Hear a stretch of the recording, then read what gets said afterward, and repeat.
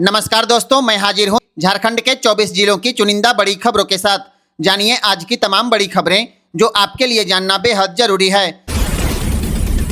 मैया सम्मान योजना और पेंशन के लाभुकों के लिए हेमंत सरकार ने 10,000 करोड़ रुपए जारी कर दिया।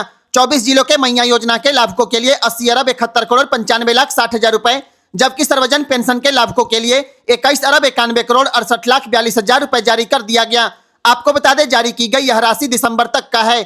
ऐसे में अब बहुत जल्द मैया योजना के लाभुकों को अप्रैल और मई के 5,000 रुपए एक साथ खाते में पहुंचेंगे और पेंशन लाभुकों को भी भुगतान मिलेगा। मौसम विभाग के ताजा बुलेटिन के अनुसार अब झारखंड में 16 से 21 मई तक आंधी के साथ बारिश की संभावना है। 16 से 18 मई तक गढ़वा, पलामू और लातेहार में, जबकि 17 मई को चतरा में लू चलने की संभावना है। 17 और 18 मई को रांची, धनबाद, कोडरमा, हजारीबाग, बोकारो, रामगढ़, गिरिडीह, देवघर, दुमका, जामताड़ा, पाकुड़, गोड्डा, साहिबगंज और चतरा में आंधी बारिश और वज्रपात की संभावना है, जबकि अन्य जिलों में बादल छाए रहेंगे। हल्की आंधी बारिश और वज्रपात हो सकती है।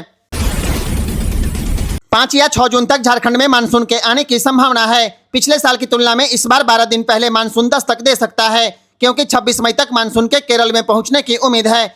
अगर मौसम विभाग का पूर्वानुमान सही रहा तो झारखंड में पिछले वर्ष की तुलना में इस साल 12 दिन पहले मानसून पहुंचेगा। हालांकि झारखंड में लगातार इन दिनों आंधी के साथ बारिश हो रही है। इससे संभावना है कि कुछ दिनों के बाद से ही झारखंड में प्री मानसून बारिश शुरू हो जाएगी।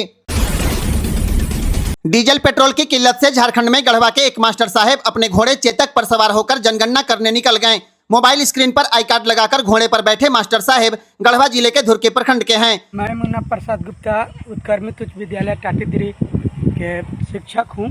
पेट्रोल डीजल नहीं मिलने के कारण मैं अपने घोड़ा चेतक से सवार होकर के आपको बता दें, 16 मई से पूरे झारखंड में मकान सूचीकरण एवं गणना का क्षेत्रीय कार्य शुरू हो गया, जो 14 जून तक चलेगा। जनगणना के दौरान प्रगणक घर घर जाकर 33 सवाल पूछेंगे। याद रखें, किसी भी प्रकार का ओटीपी या दस्तावेज नहीं मांगा जाएगा। लगता है झारखंड में बिना पैसे के कोई भी सरकारी काम नहीं होता, क्योंकि इन दिनों झारखंड में मैया सम्मान योजना के सत्यापन में 100-200 से लेकर 500 तक की वसूली हो रही है। ऐसे में बिना पैसे के गरीबों का काम कैसे होगा। सोशल मीडिया पर झारखंड के कई जिलों से सत्यापन के नाम पर पैसे लिए जाने का वीडियो वायरल है। गिरिडीह, पलामू, धनबाद सहित कई अन्य जिलों की भी यही स्थिति है। मातृत्व महिला हो या तो फिर ये जन्म प्रमाण पत्र हो, सब जगह सब जान रहे कि सैनमोहर का पैसा 20 रुपया ये बिना हक है भैया। हम तो आपके लिए हक है 200 रुपया सबके लिए। जो पदाधिकारी है ना सैनमोहर का, वो लेते हैं। तांत्रिक क्रिया, जोड़ों के दर्द और यौन शक्ति बढ़ाने के नाम पर मॉनिटर लिजार्ड के अंग की तस्करी होती है।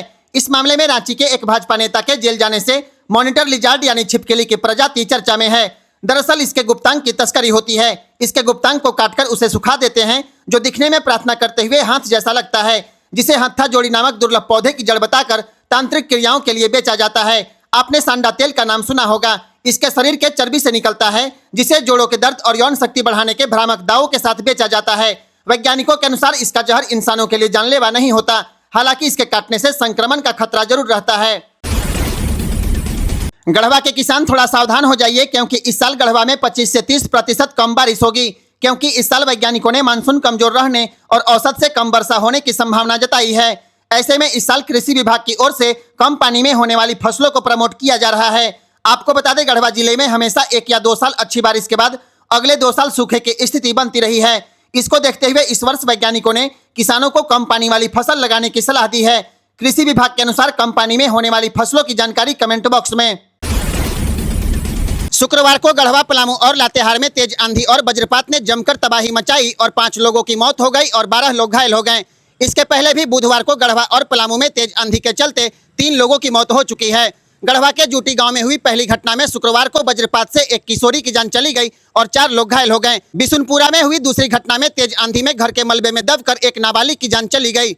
इसके साथ ही रमकंडा के बलीगढ़ में तीसरी घटना में एक किशोरी वज्रपात की चपेट में आने से घायल हो गई और उसका इलाज डाल्टनगंज में चल रहा है।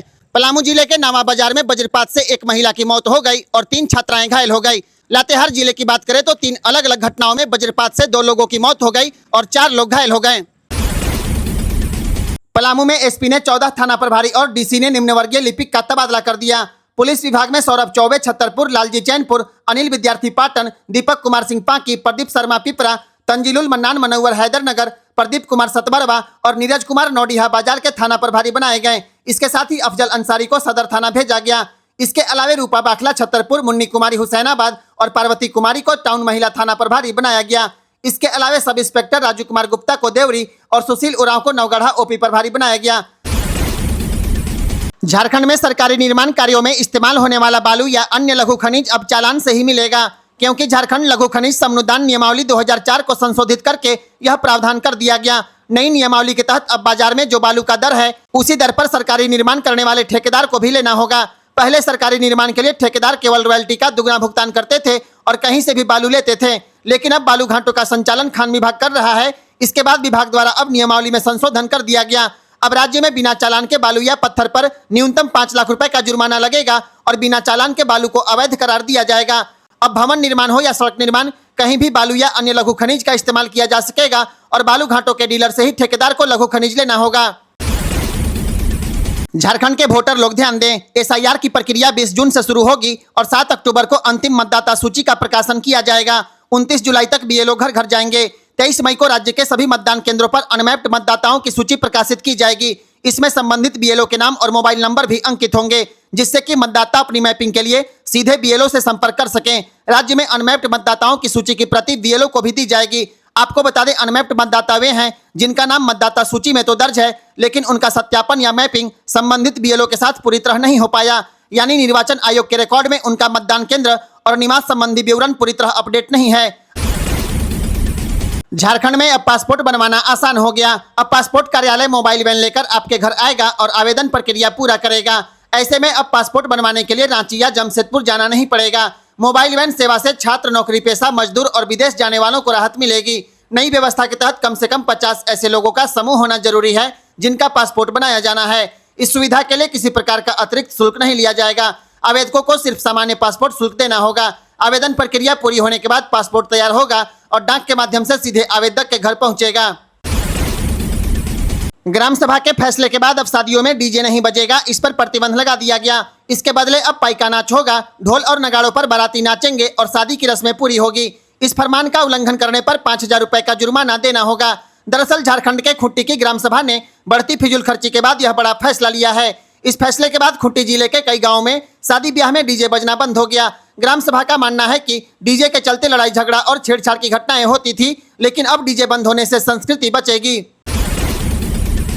मांग में सिंदूर भरने से दूल्हे को मना करने वाली गढ़वा की दुल्हन बारात लौटने के दूसरे दिन अपने प्रेमी के घर चली गई। दरअसल दुल्हन के गांव के ही रहने वाले रंजन से उसका प्रेम प्रसंग चल रहा था।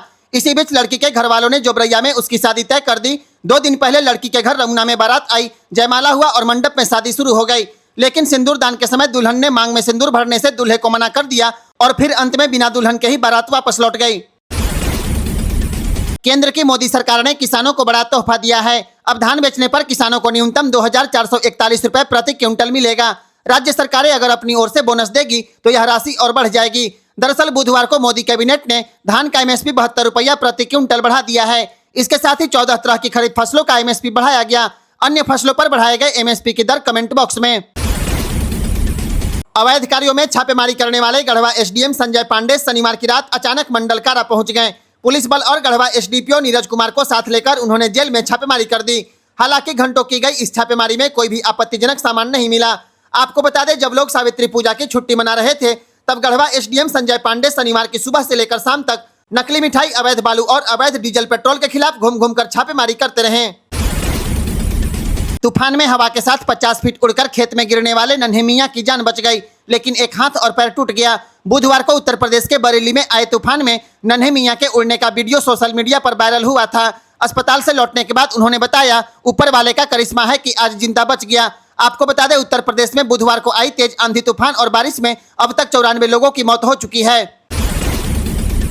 विदेशी मुद्रा को बाहर जाने से रोकने के लिए केंद्र सरकार ने सोना चांदी की खरीद पर इंपोर्ट ड्यूटी 6% से बढ़ाकर 15% कर दिया है। इसके चलते 24 कैरेट सोना 9,345 रुपए प्रति 10 ग्राम और चांदी 22,853 रुपए प्रति किलो महंगी हो गई। इसका असर सोने की खुदरा कीमत पर पड़ेगा। 10 ग्राम सोने पर पहले के मुकाबले दोगुना टैक्स लगेगा, जिससे उपभोक्ताओं के लिए खरीदारी महंगी हो जाएगी। बिहार की महिलाओं को इलेक्ट्रिक कार पर 1 लाख रुपए और 2 पहिया वाहन के लिए 12,000 रुपए का अनुदान मिलेगा, क्योंकि बिहार की भाजपा सरकार ने बिहार इलेक्ट्रिक वाहन संशोधन नीति 2026 को लागू कर दिया। इसके साथ ही सामान्य वर्ग को इलेक्ट्रिक 2 पहिया वाहन में 10,000 और 3 पहिया मालवाहक वाहन पर 50,000 का अनुदान दिया जाएगा, जबकि अनुसूचित जाति और जनजाति की महिलाओं को इलेक्ट्रिक 3 पहिया मालवाहक वाहन पर 60,000 की सहायता दी जाएगी।